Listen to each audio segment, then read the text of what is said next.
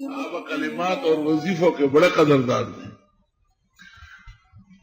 فقال النبی صلی اللہ علیہ وسلم اما انه قد صدقك وهو كذوب تعلم من تخاطب منذ ثلاث یا ابا ہریرہ قال لا قال ذاك شیطان. شیطان بھی آیت الکرسی جانتا ہے اور خوب ڈرتا ہے اس سے. آیت الکرسی ان آیات میں سے ہے جن کی فضیلت بے انتہا ہے. 18 مقام پر تو اس میں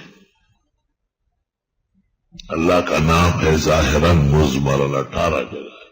اور قرآن میں کوئی آیت نہیں جس میں 18 جگہ خدا کا ذکر ہو. اور یہ توحید کی پونجی صبح و شام پڑھنا چاہیے 10 مرتبہ. تکلیف بڑھ جائے تو 25 مرتبہ کرو.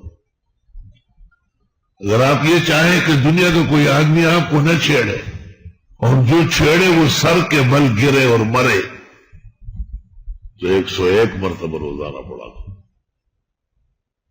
جب آپ کو یہ پتا ہو کہ شرام یہ شخص مجرم ہے مجھے ناحق تنگ کر رہا ہے ایک، اور آپ کو بحیثیت فقیہ کے اندازہ ہو کہ اس کی موت جائز ہے.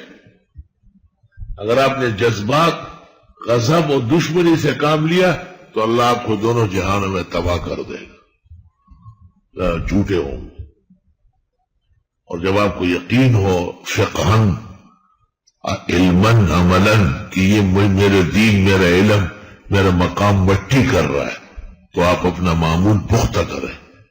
پختہ معمول کریں. آپ 101 مرتبہ روزانہ آیت الکرسی پوری کر لیں اور 1200 مرتبہ استغفار پڑھ لیں.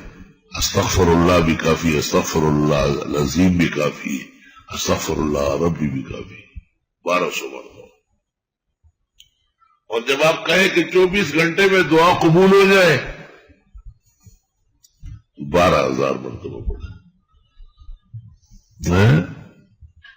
جن کا اعتقاد ہے ان کو اجازت ہے اور جو بد اعتقاد ہے ان کو اجازت نہیں. وہ نہ پڑھے ان کا نقصان ہو. سب ایک جیسے نہیں ہوتے. جو اعتقاد ہوتا ہے اس کی علامت ہے کہ وہ خوش ہو جاتا ہے، اور جو بد اعتقاد ہوتا ہے اس کو وہ متعجب ہوتا ہے. یہ تعجب انکار کی دلیل.